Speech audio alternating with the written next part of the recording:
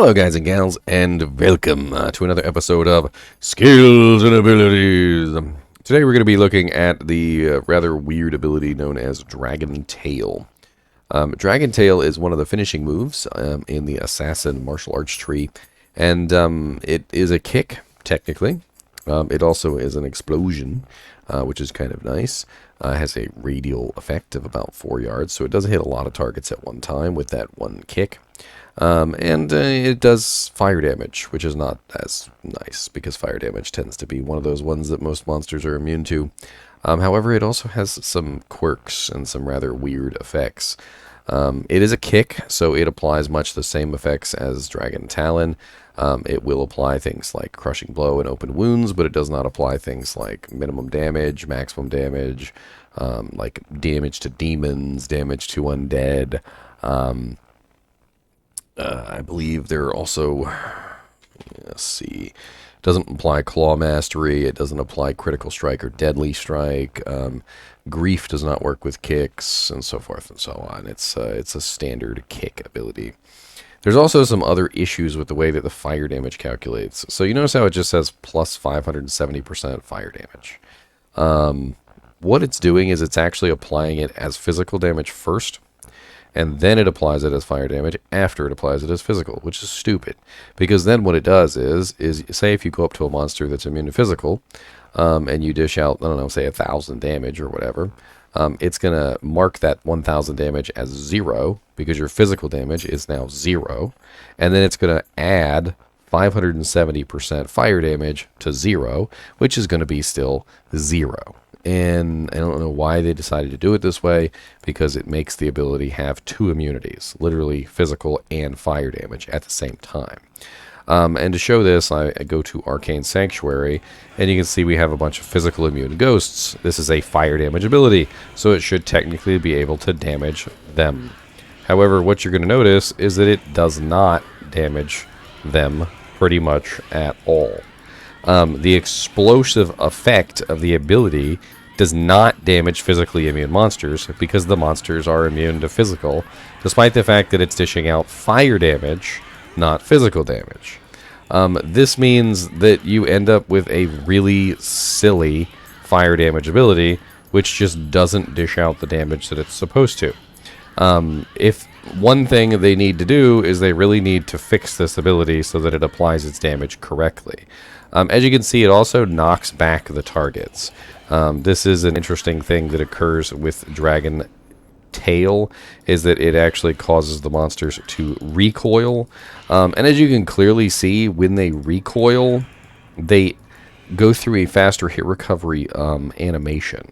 And this does actually work out pretty well to your advantage. So if you're in a situation where you feel like you just don't have the room to breathe, maybe there's a whole lot of monsters around you and they're wailing on you and you just can't quite survive, putting off a couple of these Dragon Tails can definitely come in handy to slow the pace of the fight, because number one, it's a 4-yard explosion, and number two, it causes everything to get put into these little faster hit recovery animations where they have to recover from the attack. And this does actually help your survivability in those situations, even if you can't dish out damage to them. As you saw with the ghosts, even in the situation where I was unable to do any damage to them whatsoever, the explosion was still causing them to recoil, which was effectively helping me stay alive. There's really not a lot more to go over with Dragon Tail. It does have one charge up kick. So if you are out here and you're utilizing something like, I don't know, Tiger Strike, for instance, and you were to go out here and build up your 3 charges, you could definitely guarantee, number one, that it will actually hit the target, because anytime that you have a charge, any charges whatsoever, you are guaranteed to hit the target with the effect. And obviously, as you can see here, it doesn't work terribly with this ability, and it's really just because it actually is a physical damage attack that is being converted into fire, which is a little different than how it is explained. I think it's more important when you think about Dragon Tail is just to think about it as a physical damage attack, in terms of like how you're building your character, because the monster needs to be not physically immune to actually dish out damage. In fact, things like amplify damage, which break that immunity, will help dish out more fire damage, which is, I know, absolutely silly and bonkers, but that's how it works. So if the monster has less physical resistance, when it goes to check and see how much damage it's going to do, it is going to dish out more damage because the monster has less physical damage resistance. And then when it adds the fire damage to the monster to dish out that fire damage, it's going to be basing that off of the physical damage that it would have dealt.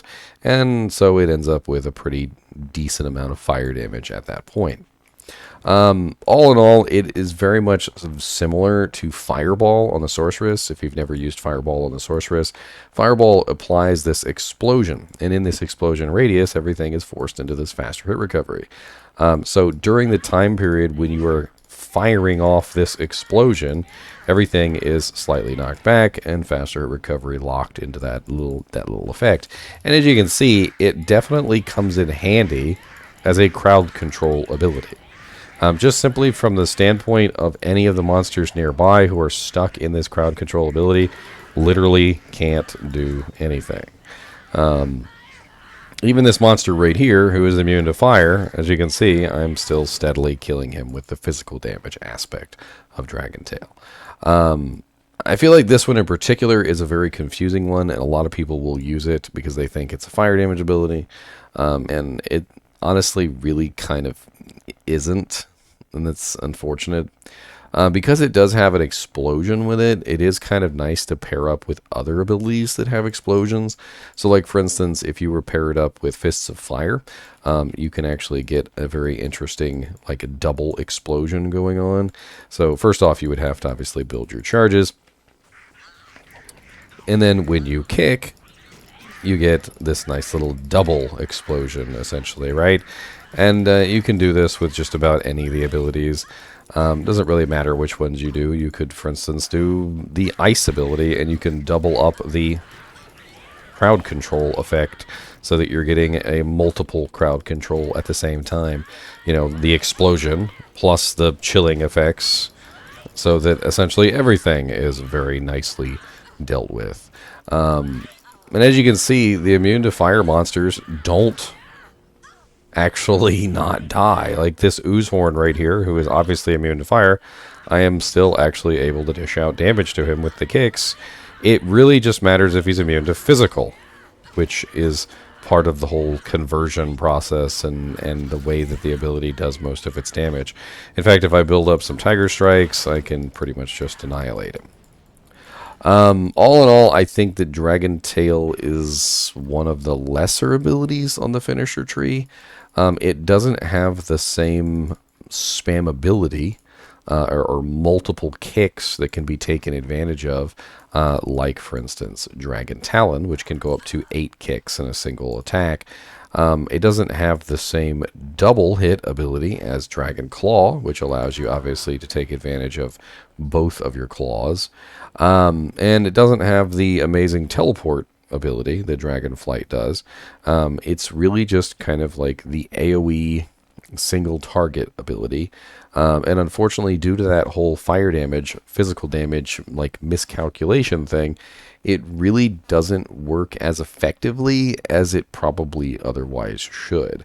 And this is really just because the majority of the monsters in the game have a rather large amount of physical resistance. So even if they're not immune to the physical damage, they're still reducing the amount of fire damage that you have because of their physical damage. And then the fire damage gets reduced again afterward. So, like, let me give you a quick calculation here of essentially how this works. I'm going to bring up a calculator here. And what I want to show you guys is essentially how the silliness sort of appears. And this is not what I meant to do. Alright, so let's say we're doing 5,000 damage, okay? So I know this is a little high, but let's just pretend we're doing 5,000 kick damage. All right. So we've got 5,000 kick damage, right? But the monster is, 75% resistant to physical damage. So we got to subtract 75% from this, which brings us down to 1,250, which isn't really that great. Then we take our dragon tail, which is 570% fire damage. So we're going to add 570% fire damage, which means we have a total of 8,375 fire damage. Then the monster has a 50% fire resistance as well, which means our damage is now 4,187, which is pretty pathetic by comparison to probably what it should have been. What it should have been was more like this: 5,000 plus 570%, which is 33,500. That's what we expect, but what we get is the terrible 4,187. And it's because it's being passed through the resistances twice. It's getting passed through the physical resistance on the first pass, and then when it gets converted into fire damage, it then has to pass through the fire resistance as it comes across the monster's fire resistance. And overall, it's definitely a skill that needs fixing. I'm hoping it's something that they address in patch 2.6. It does have a very nice potential for dishing out large amounts of damage within a small radius, however. Whereas Dragon Talon is good for single target damage, and Dragon Claw is halfway decent for hitting, 2 monsters, essentially, within a small space. Dragon Tail is the only one that's going to be able to hit every single monster within a small area.